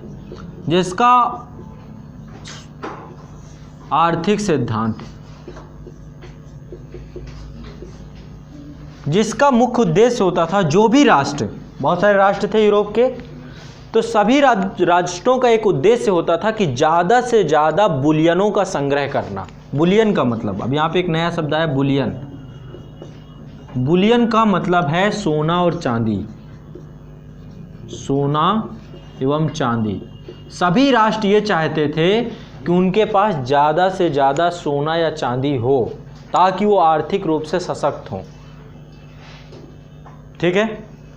और जब वो व्यापार करते थे तो व्यापार, अब देखो सोना चांदी आपके पास ज़्यादा से ज़्यादा कैसे रहेगा? ज़्यादा निर्यात करने से या ज़्यादा आयात करने से? ज़्यादा निर्यात करने से, है ना। तो वाणिज्यवाद के तहत वो एक ऐसी पॉलिसी क्रिएट करते थे कि उनके पक्ष में अनुकूल व्यापार संतुलन बना रहे।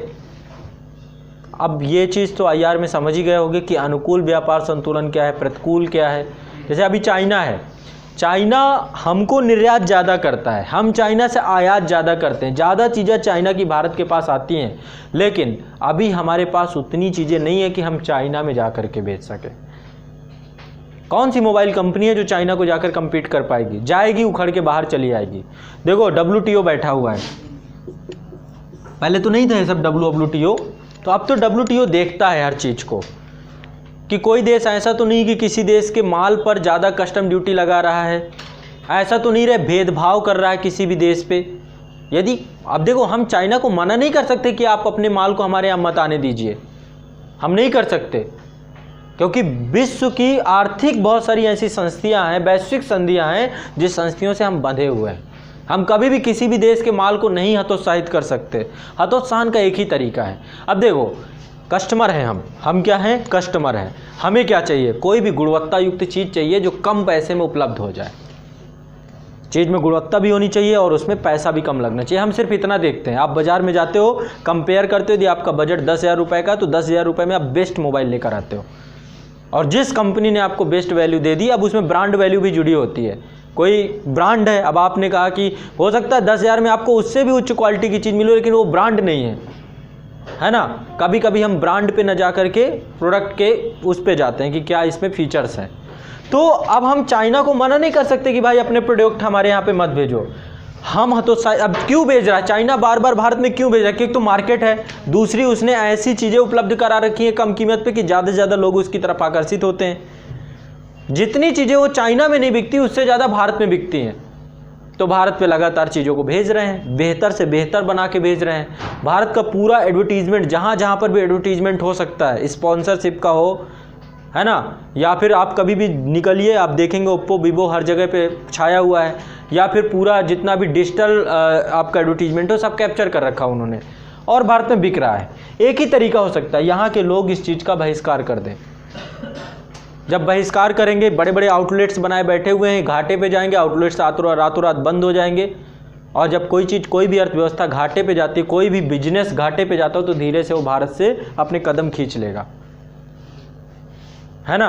एक ही तरीका हो सकता है किसी भी देश की अर्थव्यवस्था। तभी तो कहते हैं स्वदेशी अपनाइए, देश की चीज़ों को अपनाइए। आज पतंजलि है, बहुत सारे प्रोडक्ट लेकर आया है, लेकिन आप हिंदुस्तान यूनिलीवर ही यूज करेंगे तो कैसे वो जन्म पाएगा?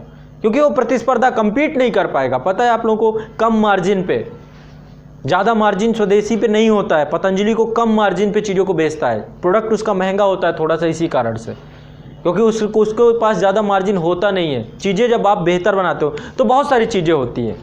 तो उस दौरान भी चूँकि कोई ऐसी संस्थाएं नहीं थी और सभी ये चाहते थे कि उनके देश का ज़्यादा से ज़्यादा निर्यात हो ताकि अनुकूल व्यापार संतुलन बना रहे। यानी कि कोई भी देश साम्राज्यवादी युग में निर्यात ही करना चाहेगा। क्यों? उसको ज़्यादा से ज़्यादा सोना चाहिए, अपने देश में सोना इकट्ठा करना, डंप करना है, और उसके लिए वो मैक्सिमम निर्यात करते थे। तो जो ये पॉलिसी बनती थी जिसमें ज़्यादा से ज़्यादा सोना को अपने देश में आकर्षित करना है और निर्यातोन्मुखी अर्थव्यवस्था बनाना है, उसे वाणिज्यवादी नीति कहते हैं। यहीं पर लिखे विशेष नोट, आगे नेक्स्ट यहीं पे लिख लीजिए विशेष नोट, उसमें लिखे वाणिज्यवाद। मैं वाणिज्यवाद को यहीं पे लिखवा देता हूँ ताकि आपको समझ में आ जाएगा। वाणिज्यवाद लिखिए, 16वीं से 17वीं सदी के अंत तक, 16वीं से 17वीं सदी के अंत तक वाणिज्यवादी विचारधारा का प्रभाव, 16वीं से 17वीं शताब्दी के अंत तक वाणिज्यवादी विचारधारा का प्रभाव चरम पर था, प्रभाव चरम पर था, चरम पर था। यह एक आर्थिक सिद्धांत है, यह एक आर्थिक सिद्धांत है। इसकी एक मुख्य विशेषता है बुलियनवाद, इसकी एक मुख्य विशेषता है बुलियनवाद। बुलियनवाद अर्थात अधिक से अधिक बुलियन, अर्थात अधिक से अधिक बुलियन,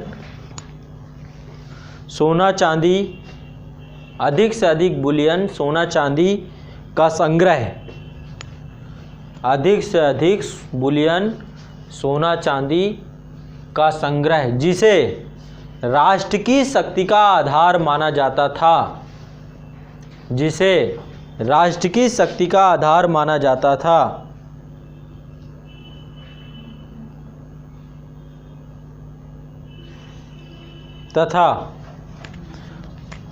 तथा तो वाणिज्यवाद में पहला सिद्धांत क्या है? बुलियनवाद।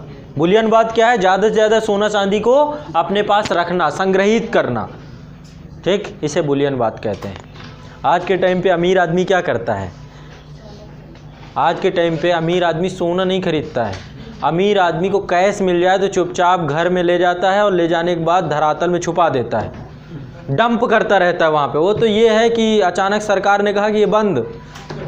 अब जैसे कि आप लोग देख रहे होंगे 2000 की नोट डंप हो गई पूरी मार्केट में, 80% 2000 RBI की रिपोर्ट आई, उसमें कहा गया 80% 2000 की नोटें गायब है मार्केट से।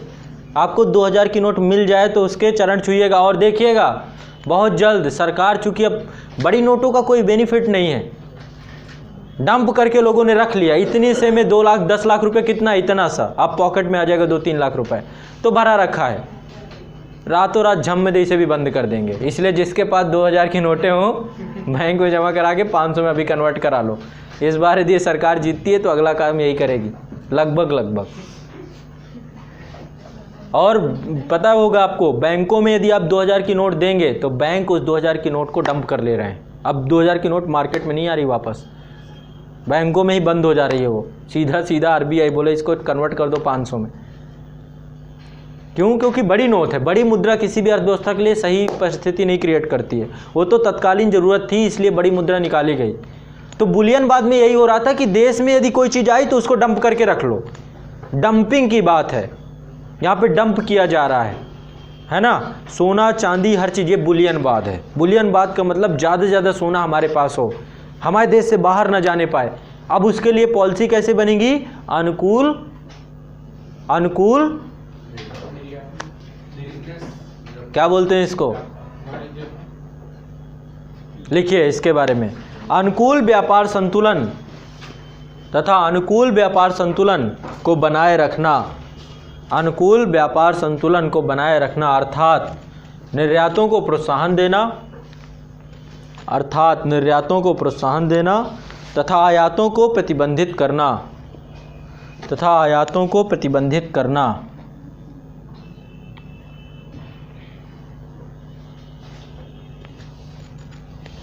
तो वाणिज्य बात समझ में आ गया? यदि किसी को ना आया हो तो पूछ लो, क्योंकि कभी भी टेस्ट हो सकता है।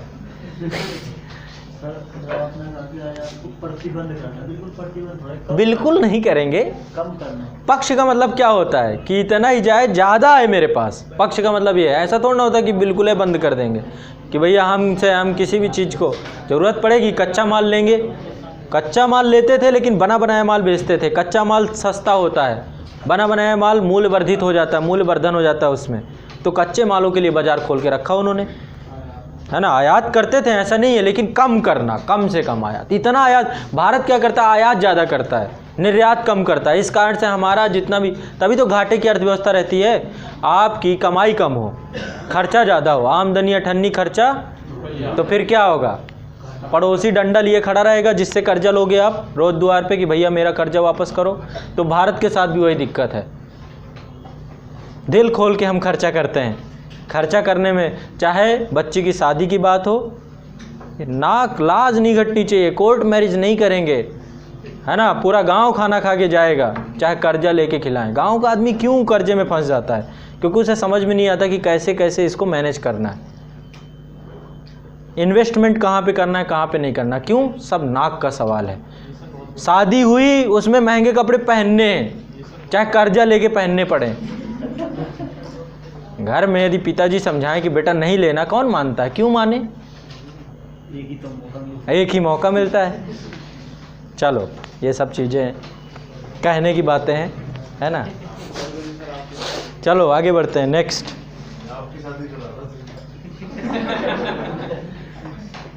मेरी जब मैं आता हूँ यहाँ पे मुस्कुराता हूँ इसीलिए क्योंकि मुस्कुराहट बनी हुई है। उसके बाद जिस रूप में आऊँगा पता चला फिर आप लोगों की मुस्कान। हाँ, रोड टेस्ट।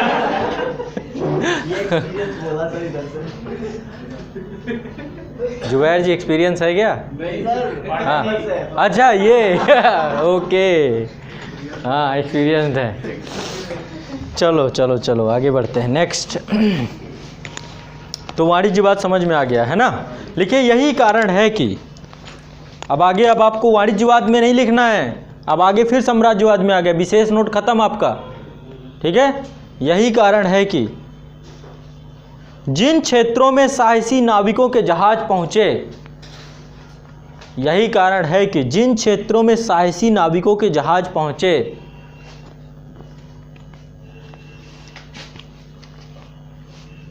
उनके पीछे वाणिज्यवादी कंपनियां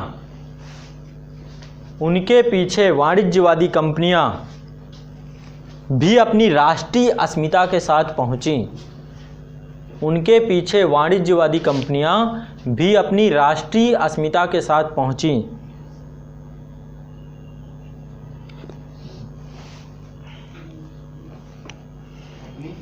राष्ट्रीय अस्मिता के साथ पहुंची। नए नए भौगोलिक अन्वेषण, नए नए भौगोलिक अन्वेषण, नए नए भौगोलिक अन्वेषण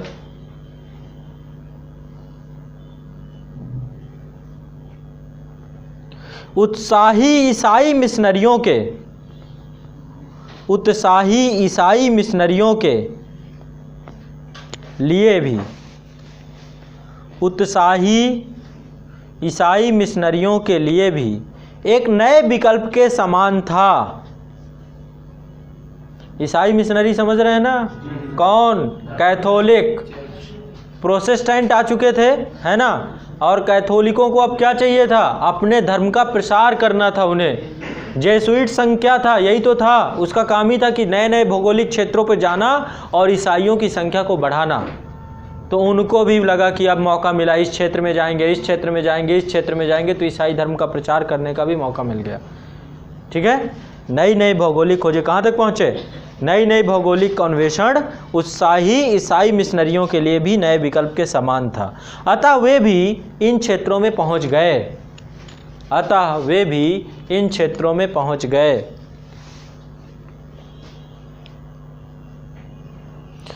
हालांकि प्रारंभ में देखो सब जगह एक ही कंडीशन रही। अंग्रेज भारत में आए किस लिए?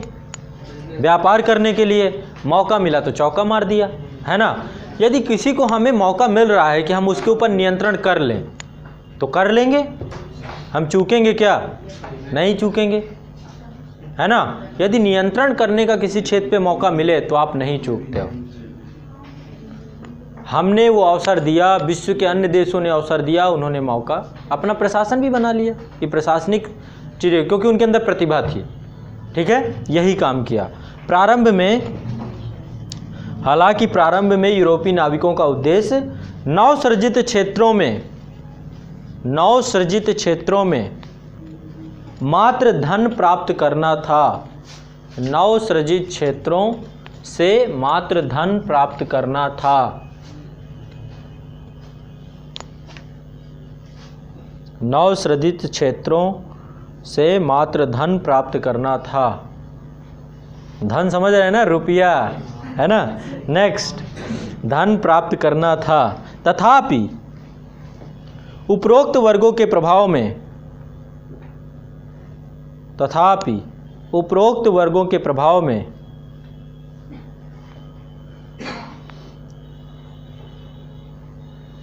उपरोक्त वर्गों के प्रभाव में ईसाई मिशनरियों ने भी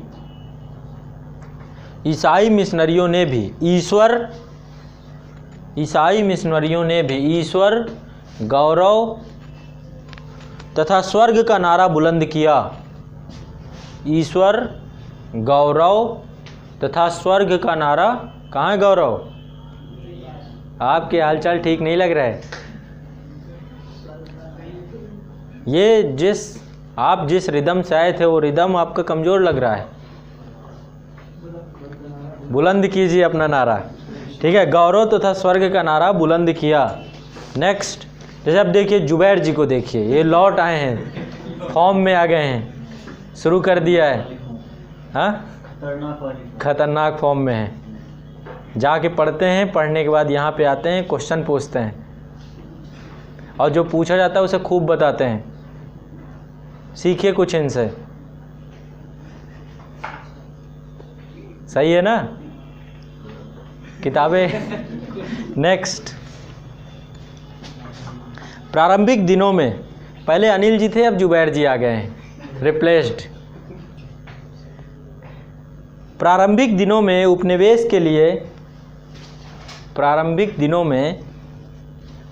के लिए कोई खास प्रतिस्पर्धा नहीं थी।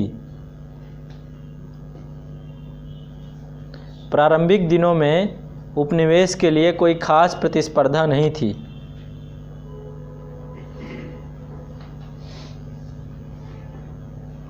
परंतु औपनिवेशीकरण के विभिन्न देशों के सम्मिलित हो जाने के कारण, औपनिवेशीकरण में विभिन्न देशों के सम्मिलित हो जाने के कारण परंतु औपनिवेशीकरण में विभिन्न देशों के सम्मिलित हो जाने के कारण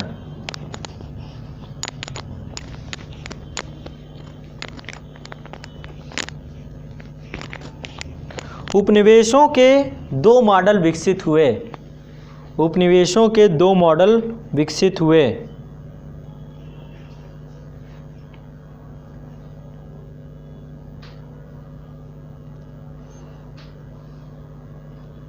पहले मॉडल कैसे, देखो किसी देश को उपनिवेश में तब्दील करना होता था, एक तरीका बनाया इन्होंने। तरीका क्या है? पहला तरीका देखिए, पहले मॉडल में एक किलेबंद व्यापारिक केंद्र खोला जाता था।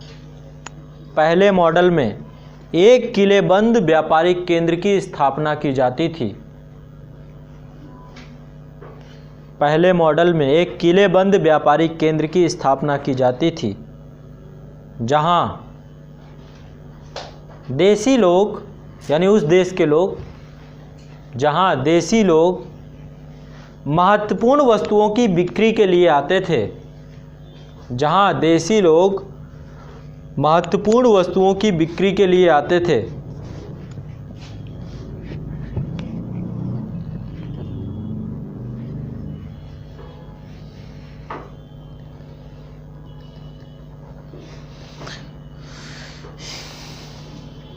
ठीक है, समझ रहे हैं। एक कोठी बना दी जाती थी, एक किला बना दिया जाता था, और इस किले पे वहाँ के लोग सोना ले करके, मदिरा ले करके, मसाला ले करके जाते थे, कच्चा माल ले करके, कपास ले करके जाते थे और इन कोठियों में बेच आते थे। पहले मॉडल के तहत व्यापारिक किलेबंदी की गई। भारत में भी यही हुआ, आते ही कोठियाँ बनानी शुरू कर दी, जो भी आया कोठी बनाया, किलेबंद कोठी बनाया। किला बनाने की क्यों जरूरत थी इनको? दिमाग, सामरिक महत्व समझते थे, क्योंकि अगले दिन इनको काम यही करना था। किलेबंदी को लेकर ही तो प्लासी का युद्ध हुआ, है ना। सिराजुद्दौला ने किलेबंदी के लिए ही तो मना किया था कि आप कोलकाता में किलेबंदी क्यों कर रहे हैं, फोर्ट विलियम की। इसका आपका क्या उद्देश्य है, क्यों किला बना रहे हैं? ये तो यहाँ के शासकों का काम है किला बनाना, ये तो हमारी समस्या। आप तो व्यापारी हो, व्यापारी को क्या दिक्कत? क्योंकि उनका उद्देश्य व्यापारिक था ही नहीं, उनका उद्देश्य तो था यहाँ पे आकर के प्रत्यक्ष शासन करना। वो तो पीछे व्यापार का एक छद्म रूप था, व्यापार तो एक माध्यम था। आप भी पहले किसी से संबंध बनाना हो पड़ोसी से, तो पहले दूध मांगने जाते हैं, दूध, शक्कर, चाय, चीनी खूब घटती है, इसके बाद धीरे धीरे अंदर चाय भी पीने चले जाते हैं कि चलो आज पिला ही दो, दूध मत दो। इसके बाद चलो आगे, नेक्स्ट।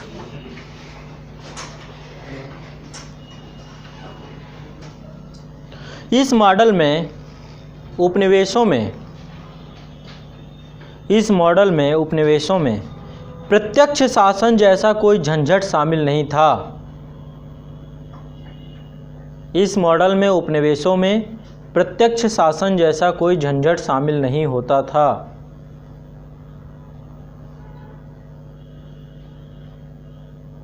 क्योंकि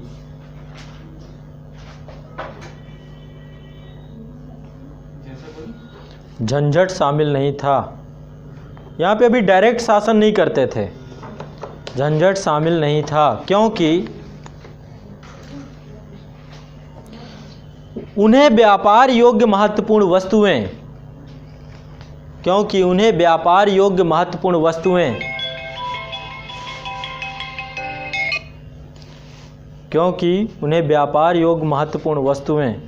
नियमित रूप से प्राप्त होती रहती थीं।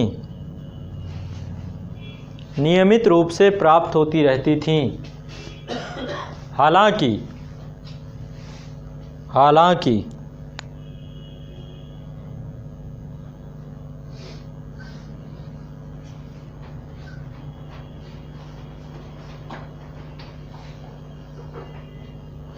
इस मॉडल का दोष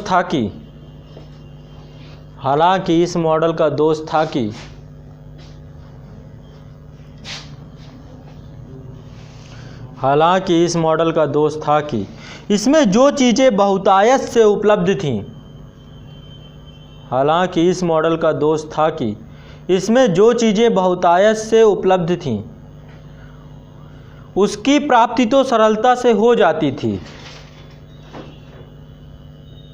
उसकी प्राप्ति सरलता से हो जाती थी,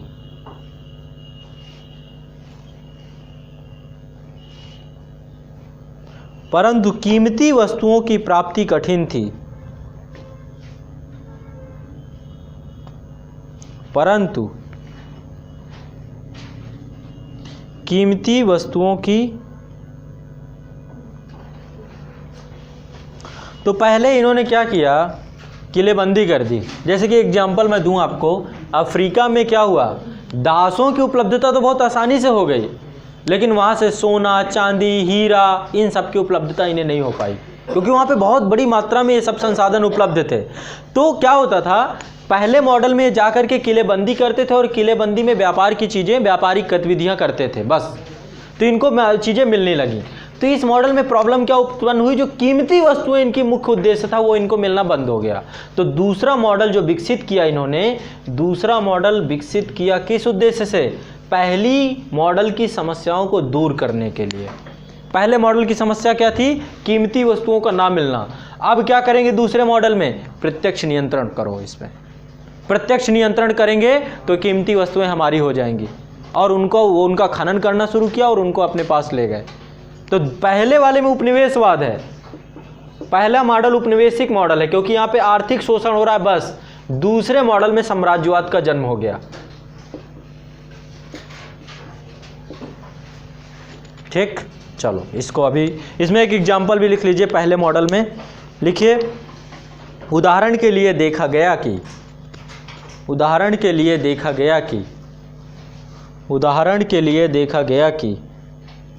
पुर्तगालियों के इस मॉडल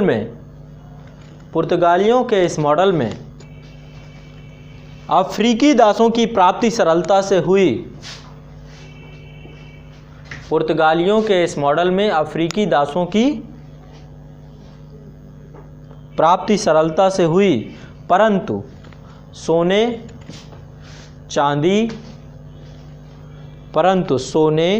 चांदी जैसे कीमती वस्तुएं नहीं मिल सकीं।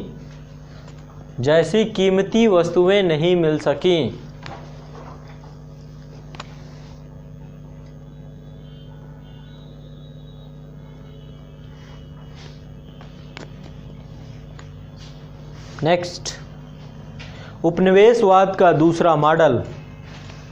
अब दूसरा मॉडल लिखिए, उपनिवेशवाद का दूसरा मॉडल इन्हीं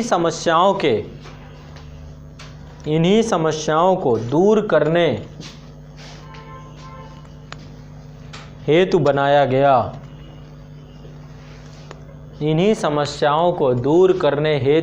गया। इस दूसरे मॉडल की शुरुआत डचों द्वारा इंडोनेशिया में किया गया।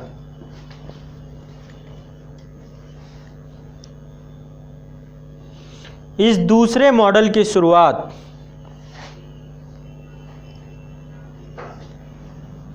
डचों द्वारा इंडोनेशिया में किया गया।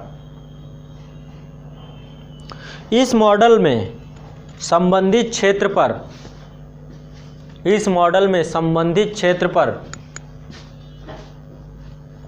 प्रत्यक्ष नियंत्रण स्थापित किया जाता था। इस मॉडल में संबंधित क्षेत्र पर प्रत्यक्ष नियंत्रण स्थापित किया जाता था।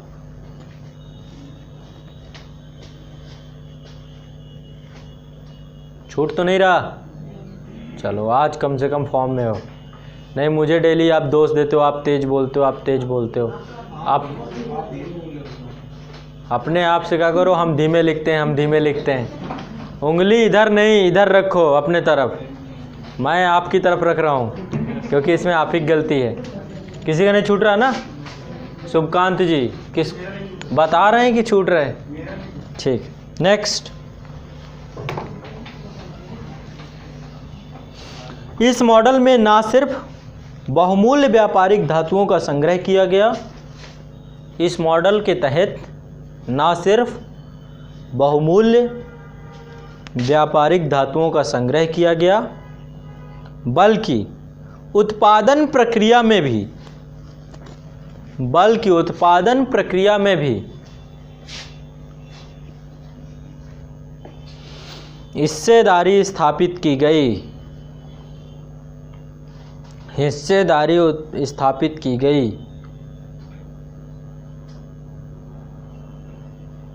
इस मॉडल का एक अन्य उदाहरण है, इस मॉडल का एक अन्य उदाहरण है स्पेन द्वारा कीमती धातु प्राप्त करने के लिए, स्पेन द्वारा कीमती धातु प्राप्त करने के लिए लैटिन अमेरिका में प्रत्यक्ष हस्तक्षेप करना, लैटिन अमेरिका में प्रत्यक्ष हस्तक्षेप करना।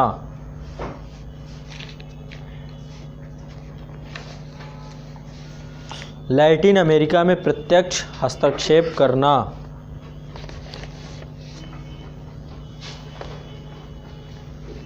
अपने दोनों मॉडलों में 18वीं सदी तक उपनिवेशवाद अपने चरम पर पहुंच गया। अपने दोनों मॉडलों में 18वीं सदी तक उपनिवेशवाद अपने चरम तक पहुंच गया। किंतु 18वीं सदी के अंत में क्या हो गया? 19वीं सदी की घटना है। 18वीं सदी का मतलब कोई बताएगा कब से कब तक की अवधि है? 1700 से लेकर 1799 की घटना। अब क्या हुआ? यहाँ पे दो घटनाएं हो गई। पहला तो एडम स्मिथ, बेल्स ऑफ नेशन, पूंजीवादी व्यवस्था का जन्म। दूसरा, अमेरिका की स्वतंत्रता। उपनिवेशवाद को गहरा धक्का लग गया, उपनिवेशवाद का पतन हो गया, है ना। मैंने यही तो लिखवाया, डिक्लाइन हुआ। 1776 के बाद उपनिवेशवाद डिक्लाइन होना शुरू हो गया, फिर बढ़ेगा आगे टाइम आने पे। लिखिए यहाँ पे, 18वीं सदी के अंत में दो घटनाओं ने उपनिवेशवाद को गहरा धक्का पहुंचाया।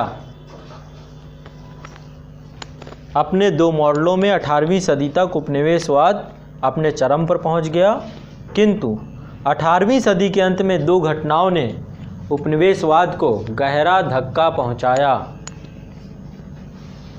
इनमें से पहला था अमेरिकी स्वतंत्रता संग्राम। इनमें से पहला था अमेरिकी स्वतंत्रता संग्राम।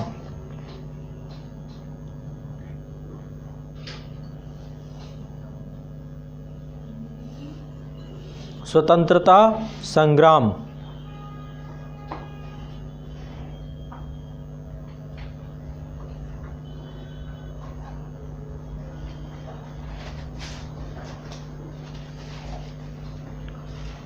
तथा दूसरा, एडम स्मिथ द्वारा बिल्स ऑफ नेशन का प्रकाशन।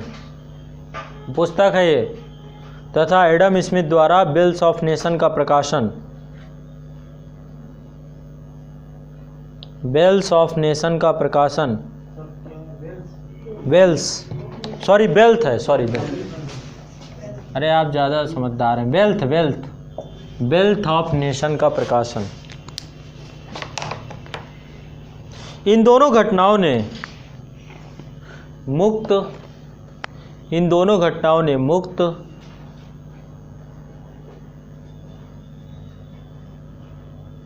व्यापार व्यवस्था को प्रोत्साहन देने का कार्य किया। इन दोनों घटनाओं ने मुक्त व्यापार व्यवस्था को प्रोत्साहन देने का कार्य किया। इसीलिए 19वीं सदी के आरंभिक दशकों में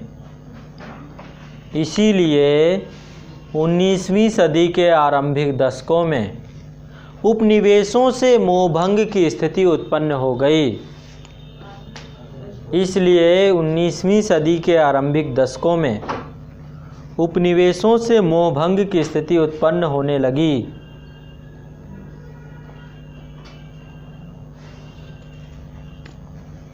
उपनिवेशों से मोहभंग की स्थिति उत्पन्न होने लगी। इसी काल में यूरोपीय शक्तियों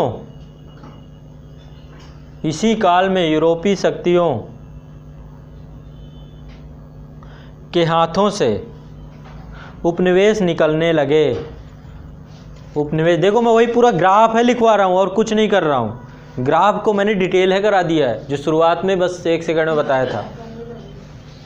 हाथों से निकलने लगे।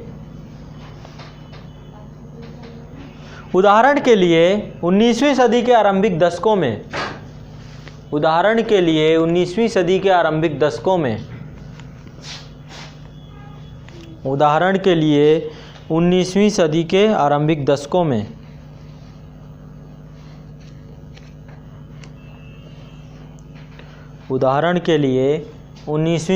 आरंभिक दशकों में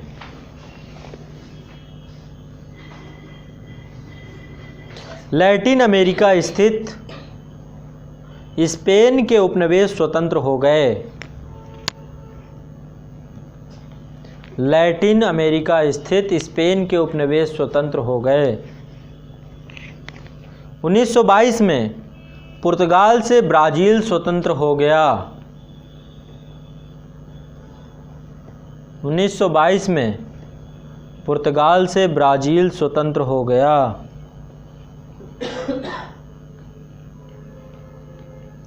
इसी परिप्रेक्ष्य में ब्रिटिश प्रधानमंत्री डिज़रायली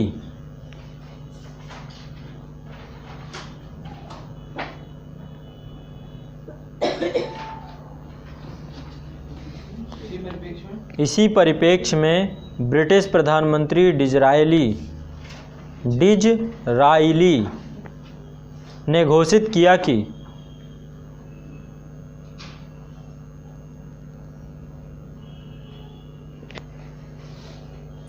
किया कि उपनिवेश हमारे गले में लटके हुए पत्थरों की भांति हैं। उपनिवेश हमारे गले में लटके हुए पत्थरों की भांति हैं।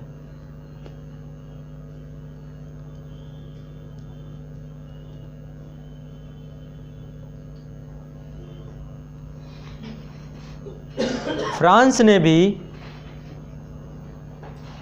ने भी इसी परिप्रेक्ष्य में पहली बार, परिप्रेक्ष्य लिख लेंगे ना, फ्रांस ने भी इसी परिप्रेक्ष्य में पहली बार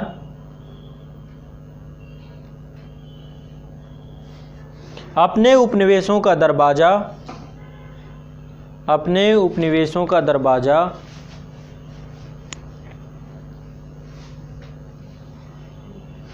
1861 में विदेशी व्यापारिक कंपनियों के लिए खोल दिया।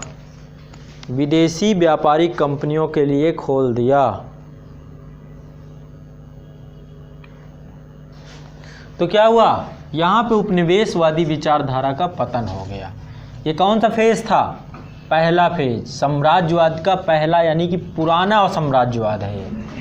अब देखो, ये ज़्यादा दिन तक स्थिति नहीं कायम रहेगी, फिर से औद्योगिक क्रांति हो जाएगी और औद्योगिक क्रांति का विस्तार होना शुरू हो जाएगा यूरोप के अन्य देशों में। और उस विस्तार की स्थिति में क्या होगा, फिर से एक नए प्रकार के साम्राज्यवाद का उदय होगा, जिसको नव साम्राज्यवाद कहते हैं। समझ में आया? मैंने जो ग्राफ आप लोगों को बताया था वो दिमाग में चला कुछ? ठीक है, मैंने कहा यहाँ पे पतन हुआ, यहाँ पे उत्थान हुआ, यहाँ पे गिरा, यहाँ पे उड़ा। समझ आया? ये किसी को दिक्कत तो पूछ लो भाई, बाद में फिर मुझसे। ठीक है, यहाँ तक ब्रजमोहन जी? ठीक है, मोहन जी? ठीक है ना? दिक्कत नहीं होनी चाहिए किसी भी तरीके की। आगे बढ़ें। इनको छापने से टाइम मिले तो सब छूट जाता है।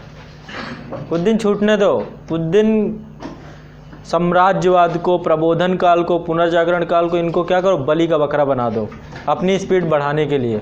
2-4 टॉपिक नहीं याद होंगे तो क्या मतलब, कोई मतलब नहीं, कोई दिक्कत नहीं, कुछ तो कुर्बान करना ही पड़ेगा। छूट रहा, छूटने दो। अभी नहीं छोड़ोगे तो फिर बाद में एग्जाम में छोड़ के आना पड़ेगा।